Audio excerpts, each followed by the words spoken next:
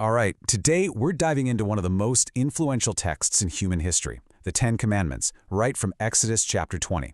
And look, this isn't just some old list of rules. This is a foundational moment, a divine announcement that has shaped laws and ethics for thousands of years. So let's get into it. Before a single command is given, God starts right here. And this framing, it changes everything. This isn't some distant king just demanding blind obedience. The authority is built on shared history. It's basically, hey, I'm the one who just freed you.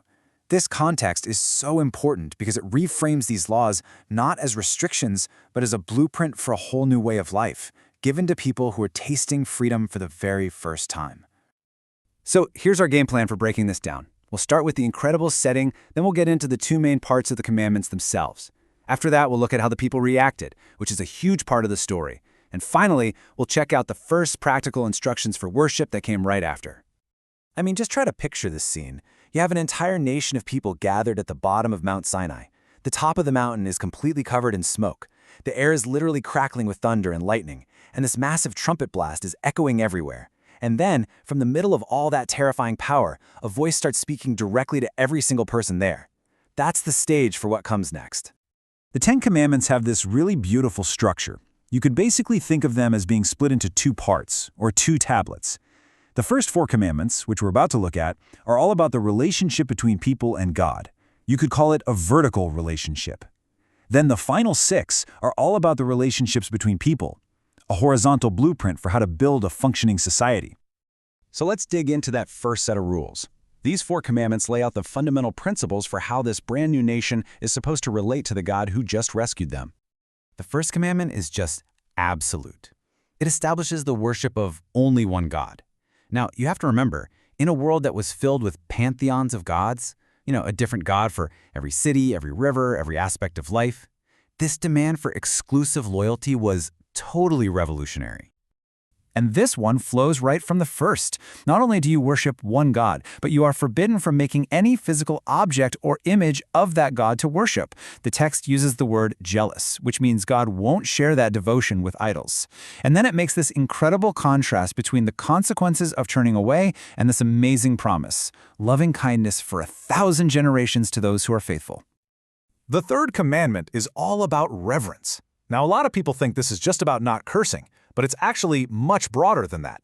It's about not using God's name for empty promises, or for magic, or really for any selfish reason at all. It's a demand that the divine name be treated with the highest respect. Okay, this fourth commandment reveals something huge about this new society, the value of rest. It commands a complete stop after 6 days of work. And notice how radically inclusive this is. It's for you, your kids, your servants, even your animals, and any foreigner living with you. The reason given goes all the way back to the creation story itself. God rested on the seventh day, so that rhythm of work and rest is built into the fabric of creation for everyone. Now let's move on to the second half.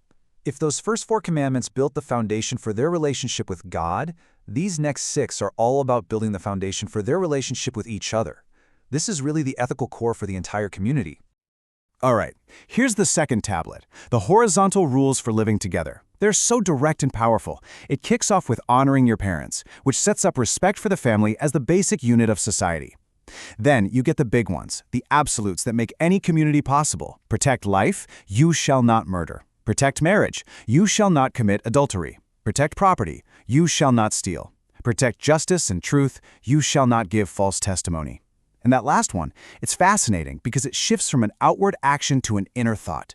You shall not covet. It tackles the very root of what makes societies break down, that wrongful desire for what isn't yours. It's the bedrock of social order. But the story doesn't just stop with a list of rules. What happens next is just as important. I mean, how did the people actually react to hearing the voice of God booming from a mountain of fire and smoke? Well, they were terrified. The text says they actually saw the thunder and lightning, they heard the trumpet, they saw the mountain smoking, and they trembled with fear just standing way off in the distance. This was not some warm, fuzzy experience. This was a face-to-face encounter with raw, overwhelming power. And this is what they beg Moses to do. The direct experience of the divine is just too much. They realize how fragile they are in the face of that kind of power. So, in their fear, they ask for something really important, an intermediary. They need someone who can stand in the gap for them. This is the moment Moses' role completely changes. He becomes the intermediary. While all the people stay far away, the text says Moses alone approached the thick darkness where God was. He becomes the prophet, the one who receives God's word for the entire nation. So, right after this incredibly intense event, God immediately gives Moses the very first set of instructions on how the people should actually go about their worship from now on. And these aren't abstract ideas, they're very tangible, practical rules. What's so amazing here is the simplicity. Worship is meant to be grounded, humble. The altars should be made of simple earth. If you use stone, it has to be natural, uncut by human tools. The text says that would defile it. Even the last rule, about not using steps, is a practical matter of modesty. This whole approach is a world away from the giant, elaborate temples of all the neighboring cultures. So we end here, after seeing this whole incredible story. A covenant born out of freedom, a moral code for relating to God and to each other, and a people's terrified reaction.